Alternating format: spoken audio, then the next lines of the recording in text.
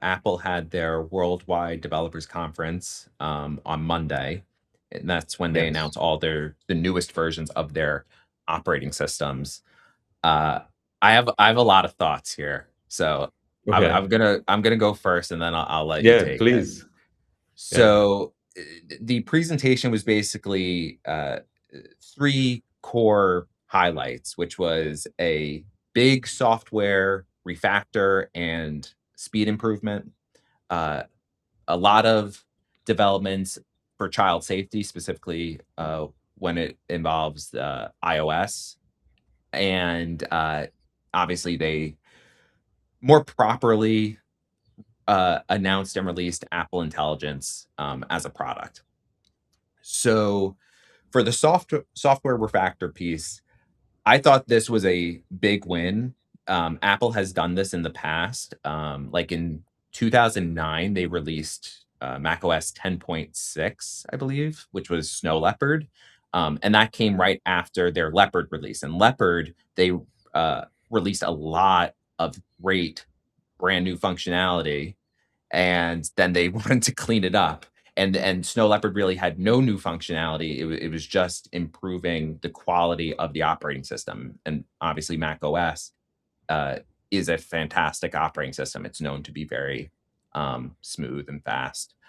And I think, at least to me, it was kind of expected that this was going to be a similar year for them, being that they just overhauled a lot of the operating system last year with Liquid Glass, which isn't that much of a like killer feature per se. Like I think Leopard was a better release at the time, but they definitely needed to spend time polishing things up and improving the operating system. So I was happy to see that they chose to go more down that route as opposed to adding more features.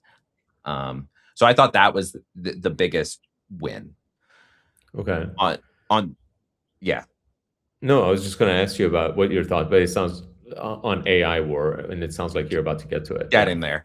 So child safety, I just want to hit on all of them. So child safety, I thought was interesting because basically they're adding a bunch of parental controls so you could give your kids an iPhone and you have like full control of what they're viewing, downloading, what they have access to, what they don't have access to.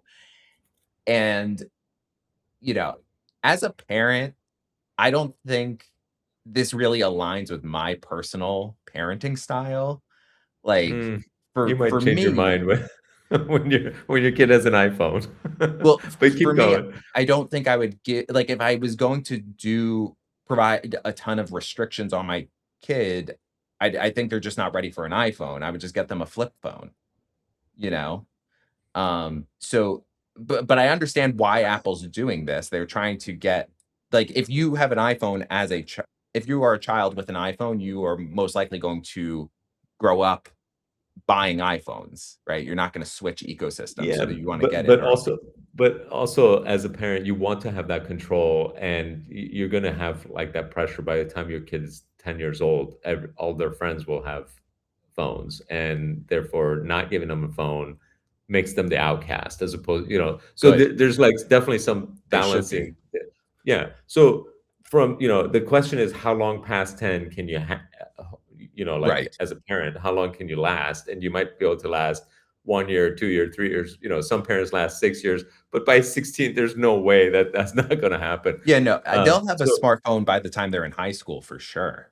Um, yeah, I would be surprised if I let them have a smartphone before but high let's talk school. about their AI stuff. Really, that's the interesting stuff. So, Yeah, I'm building up let's to it. get to the yeah.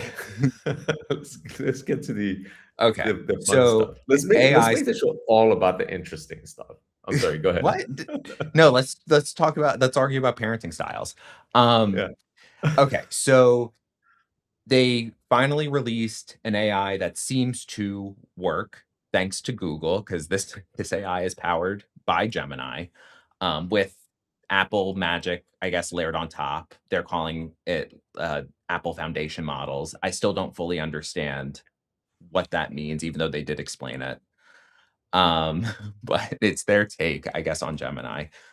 But behind the scenes, it's running Gemini. Like, this is Yes. not Apple's own AI. Okay. Yes, it is running Gemini. They would not have been able to do this or achieve this without Gemini. Um, Wow.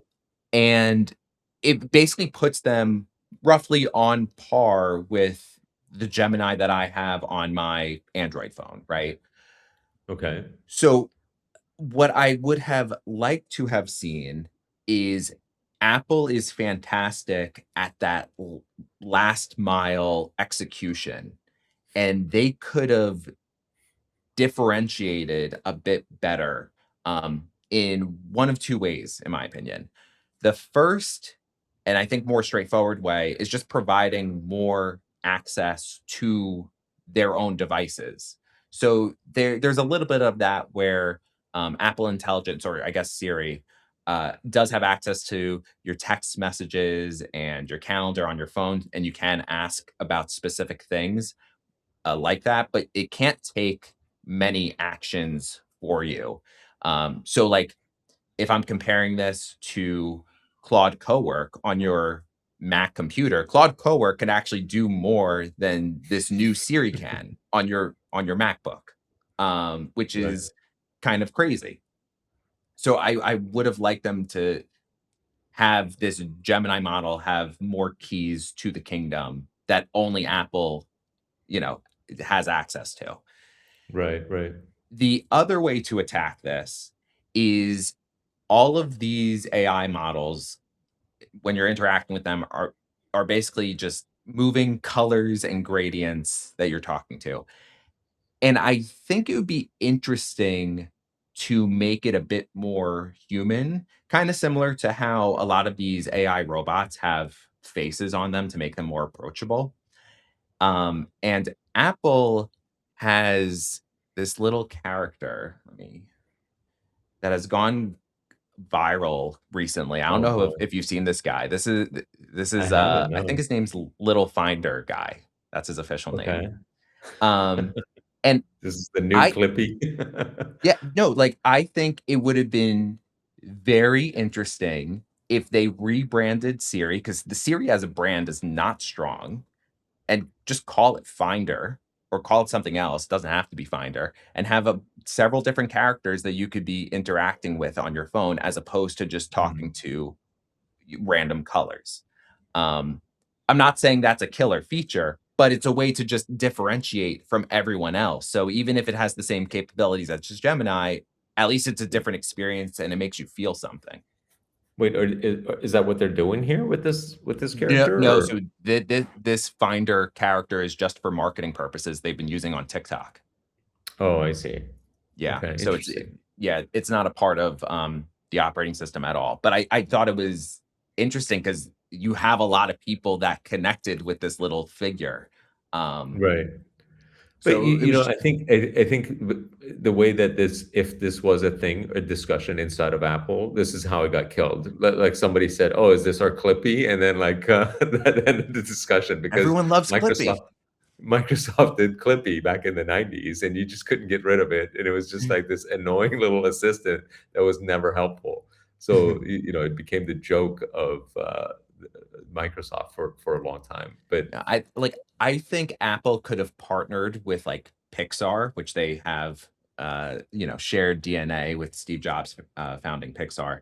Um, like they could have partnered with Pixar to create some compelling characters on the iPhone, not Pixar characters, like new right, characters for the iPhone specifically. yeah, And then my last bit, and then I'll throw it to you, or my last concern, I should say, is Apple does all these updates annually. They don't do like major improvements throughout the year. They only yeah, do it during WWDC. So my concern is, let's say Apple does my first suggestion where next year, now it's finally more integrated with Mac OS, similar to right, what Claude Cowork is today. Well, then where is Claude Cowork going to be in a year? They're always going to be right, playing catch up. So I think they need to break out of this annual cadence of updating their OS, or at least updating. Siri slash Apple Intelligence. They need to move more rapidly because I just don't see how they keep up. Yeah, I agree. I mean, they technically do like 3 or 4 updates, but they're relatively minor throughout the Right. They're year. not really adding new features.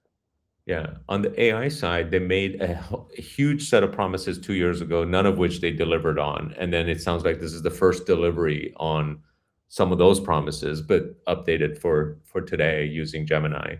Um, and I suspect that they're going to have to do faster cadence for AI improvements going forward. Now, with Siri having, let's say, Gemini or ChatGPT level capabilities, what that's going to do is it's going to eliminate the first layer consumer questions. Like, I'm in Gdansk today. Where should I go to eat? Like I can now ask those type of questions from Siri, or if I had it. I mean, not yet, Right. but technically, I asked those questions from ChatGPT, and I would literally skip ChatGPT or Gemini and ask Siri if it was just as good, right? So it would eliminate that first layer, which I think what Apple is aiming for with this first release of AI.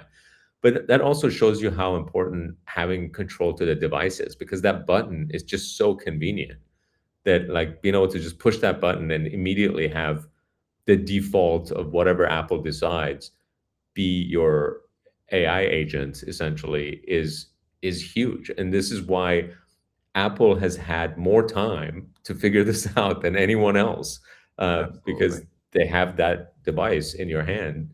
Uh, I mean, it's definitely positive to see. Uh, I'm more excited to see what happens after we get John Turnus, is it, Yeah. as the CEO, and what happens in the next year will be far more interesting to me than what they released this year. I totally agree. And I felt like I don't know if you watched the keynote, but at the end of it, Tim Cook like gave a goodbye because this was going to be his last keynote. And I just felt the whole thing was very like it's obviously scripted, but it was just very cold. Like they need Right. to I think they need to go back to doing live presentations. Yeah. Enough of this Yeah, pre-recorded stuff.